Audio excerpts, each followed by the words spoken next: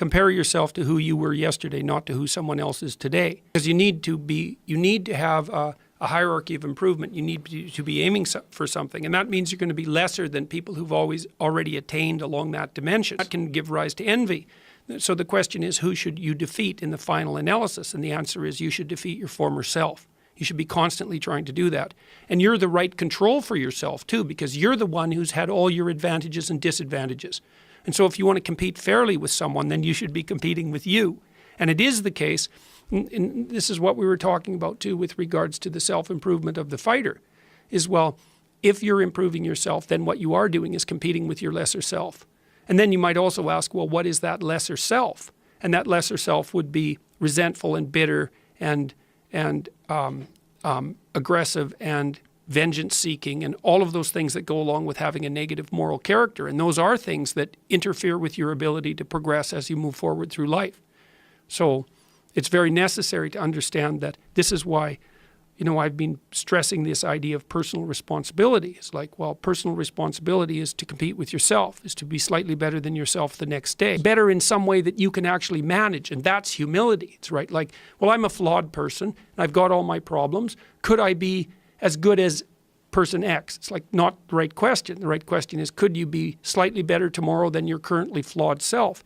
And the answer to that is, if you have enough humility to set the bar properly low, then you could be better tomorrow than you are today. Because what you also have to do is you have to say, well, here's all my flaws and my insufficiencies, and the best that someone that flawed and insufficient could do to improve and actually do it is this. And that's not worth going out in the street and celebrating with placards, It's like, well, this is why I tell people to clean their room. So you're not going to brag to someone that you did that.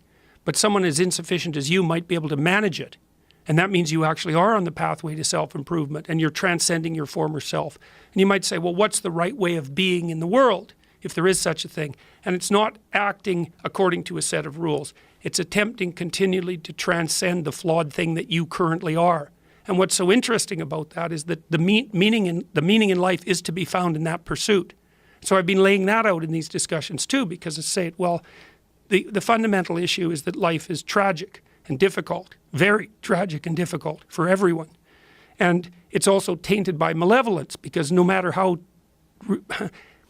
things are tragic and difficult, but there's always some stupid thing that you could do or someone else could do that could make it even worse than it has to be. And so that's life. And you need an antidote to that, because that can embitter you. Constant contact with that. Just the tragedy, but the tragedy combined with betrayal and malevolence, that makes it even worse, especially if it's self-induced. Okay, so you need something to set against that so you don't get bitter and resentful. Well, what do you set against that? Doing something worthwhile, by your own definition, say. You need some reason to get the hell out of bed on a terrible day because you've got something good to do.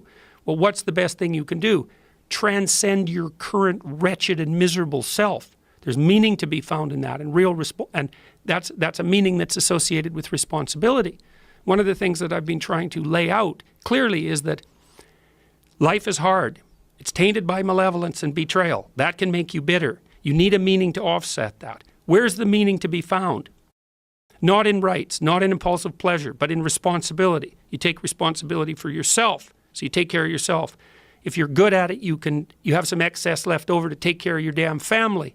If you're good at both of those, then you have some excess left over to take care of your community. Those are heavy burdens. You pick up the burdens. You find that's meaningful. The best way to pick up the burden is to continually improve yourself. And that's where the meaning is to be found. And so that meaning is in the continual self-transcendence. That's letting your old self die and the new self be reborn. Even if things are going really well for you now, there's going to be a time in the future where things are rough. You're going to be ill. Family member's going to be ill. A dream is going to fall apart. You're going to be uncertain about your employment status. Like the flood is coming, right? The apocalypse is coming. It's always the case in life. And you have to be prepared for it. And the question is how to prepare for it. And the answer to that is to find a way of being that works even under the direst of circumstances. That's the issue. And so you outline, and I am pessimistic about this in my approach in some sense, because when I'm talking to my audiences, and the same thing happened in my book, Maps of Meaning, and in 12 Rules for Life, I'm laying out the worst case scenario. And that's sort of like hell. It's things are going really badly for you. And there's just chance associated with that sometimes. And you and the people around you are doing stupid things to make it worse. It's like, okay, what have you got under those circumstances? You've got the possibility to slowly raise yourself out of the mire. You've got the possibility to do just what the fighter does when he's defeated, which is to say, well, regardless of the circumstances that might have led to my defeat, like even if there were errors on the part of the referee, this is no time to whine about it. This is a time to take stock of what I did wrong so that I could improve it into the future. And that's the right attitude. You know, in the Old Testament, one of the things that's really interesting about the Old Testament stories is in the Old Testament, the Jews keep getting walloped by God. It's like they struggle up and make an empire and then they just get walloped.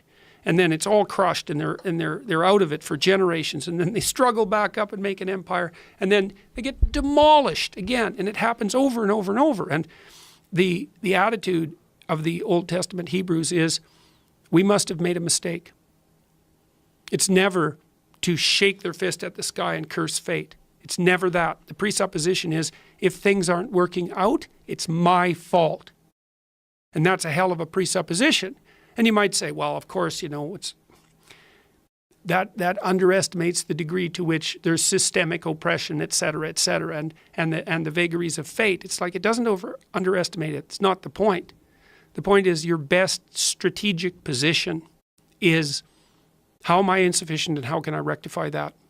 That's what you've got. And the thing is, you are insufficient and you could rectify it. Both of those are within your grasp if you aim low enough. But I'm doing it as an aid to humility. It's like, well, I don't know how to start improving my life. Someone might say that. And I would say, well, you're not aiming low enough. There's something you could do that you are regarding as trivial, that you could do, that you would do, that would result in an actual improvement. But it's not a big enough improvement for you, so you won't lower yourself enough to take the opportunity. But there's a humility in determining what it is that the wretched creature that you are can actually manage. Aim low. And I don't mean don't aim, and I don't mean don't aim up. But you have to accept the fact that you can set yourself a goal that you can attain, and there's not going to be much glory in it to begin with. Because if you're not in very good shape, the goal that you could attain tomorrow isn't very glorious. But it's a hell of a lot better than nothing, and it beats the hell out of bitterness, and it's way better than blaming someone else. It's way less dangerous. And you could do it. And what's cool about it, there's a statement in the New Testament. It's called the Matthew Principle, and economists use it to describe how the economy in the world works. To those who have everything, more will be given. From those who have nothing, everything will be taken. It's like what's very pessimistic in some sense, because it means that as you start to fail, you fail more and more rapidly. But it also means that as you start to succeed, you succeed more and more rapidly. And so you take an incremental step and, well, now you can lift 55 pounds instead of 52.5 pounds. You think, well, what the hell's that? It's like, it's one step on a very long journey. And so it starts to compound on you. So a small step today puts you in a position to take a slightly bigger step the next day. And then that puts you in a position to take a slightly bigger step the next day. And you do that for 2 or 3 years, man, you're starting to stride.